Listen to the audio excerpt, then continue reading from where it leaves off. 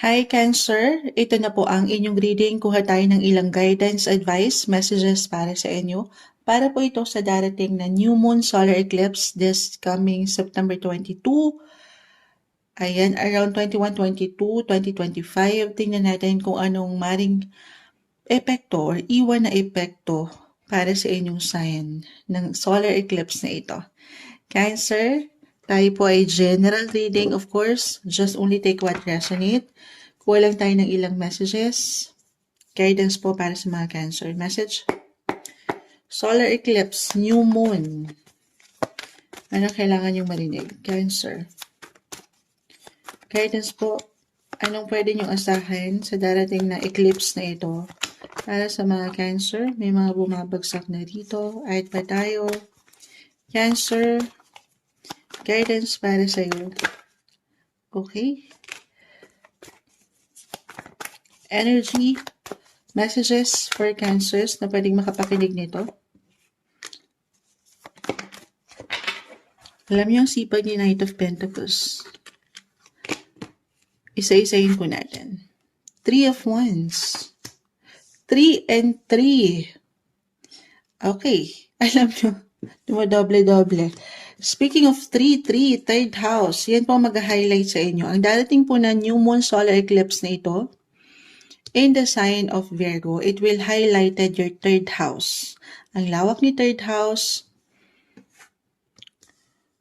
Cancer, unang-una nakita ko na travel to, 3 of Wands, especially kahit ano lang to guys, it doesn't matter po, long or short distance travel, kahit short trips lang ito, meron ba, maaring ito kusa yung maramdaman na kailangan yung mag-travel?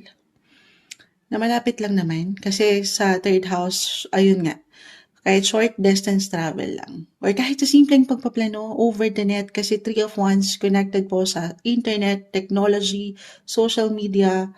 Maaring may ilang pwedeng new moon solar eclipse tayo guys. So it could be new beginnings, new opportunity, new project. Very creative po si third house. 3 and 3. Ang boses, communication. Papaangatin yan ngayon. Especially for some of you na nandito, nagtatrabaho sa social media, mga matatawag niyong influencers or mga nagla-live selling, why not? May mga gandang opportunity na pwedeng umangat sa inyo dyan para sa higit niyong ikalalakas, ikatatatag, secure, money-wise. Ace of Wands, new beginnings. Or ito yung pinaka-advice, be inspired, stay inspired sa yung tinatahak, especially sa inyong mga buhay karera, guys. Okay? Ayan. Why not? Opportunity, creative project, or sabi ko nga pagdating sa media, social media, dyan po, maraming possibilities guys ha. Tayo po ay general reading, so syempre pa, just only take what resonate pa rin kahit pare-pareho kayo ng sign, magkakaiba po ang bawat isa. Oo. Alam ko meron kayong nakikita dyan na tatlong puso.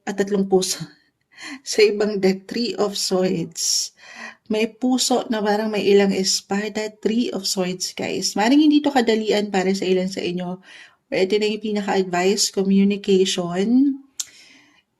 Communication is the key ng walang pagkasobra or pagkakulang. I see tension for some of you sa part na yan. Pero sabi nga nila, ang mga bagay ay naidadaan sa mabuting usapan. Okay? Meron bang, ayun nga, if ever may travel, baka ito yung paraan. Meron papunta sa inyo, meron kayong pupuntahan, reversal tayo, para maayos ang tensyon na ito. Kahit over the net, I feel na meron tong solusyon, resolution, or even reconciliation para sa ilan. Okay? Other messages. Si third house, 3-3. Speaking of travel, sabi ko nga, ang lawak ni third house guys could be connected po sa ilang tao din na malapit sa iyong puso, especially your siblings, if ever meron. Cousins, neighbors, may ilang ganap dyan. Para sa ilan, baka may pagbiyahe, kahit over the net, hi and hello. Yes po, mayroong ilang important messages na pwedeng umangat din or iparating sa inyo. Meron ba kayong travel sa pamilya or maybe ito lang yung pinaka-advice, more quality time kasama ang mga taong mahalaga sa'yo at mahal mo. Or meron kayong piniprepare? Meron ba? Since andito na tayo, ilang days na lang Christmas na, pumasok na tayo sa mga pagbibilang. Road to Christmas na tayo, pero countdown na kumbaga. Pero ayan, I see na merong reunion. This connected po sa mga pangarap nyo rin. Or nilulook forward nyo para sa gusto nyo sa katuparan. Kung saan masasatisfy, mafulfill, hindi lang yung ikaw, pero itong ilang tao sa iyong paligid. Okay? Meron kayong pinaghahandaan or kailangan paghandaan na selebrasyon. Yes guys, more on the positive po ito. I see exciting, inspiring, fulfilling event na parating. Na pwedeng iwan ng epekto nito itong darating na solar eclipse sa inyong sign. Especially, may nakikita akong travel. Pwede din abroad guys, international 3 of Wands. Meron ba uuwi sa pamilya? Yung ganun po. Or kung andito kayo sa long distance affair, relationship, may ilang ganap dyan. Moonshot, hindi pa rin maka-apply sa akin ang mga iniiwan mo.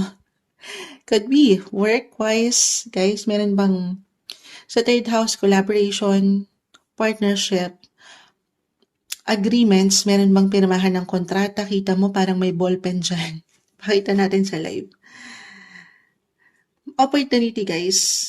Baka meron kayong pipirmahan. Merong opportunity na makapag-collab. Sabi ko nga, especially kung kayo mga influencers or nasa social media ang inyong mga gawa or buhay paggawa.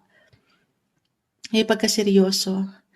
At the same time, kumbaga mag-enjoy din kayo. Or pahintulutan nyo rin ang inyong mga sarili na kalma. At ang oportunidad ay umaangat po. Lalo pa kung patuloy niyong ipapaangatin yung inyong mga kakayanan, yung boses. Sa third house, kung hindi to boses, hindi ko naman ginagamitan ng boses yung aking paggawa, yung aking trabahong moonshot. Ang lawak sa paraan ng communication, could be if ever kayo yung mga writer.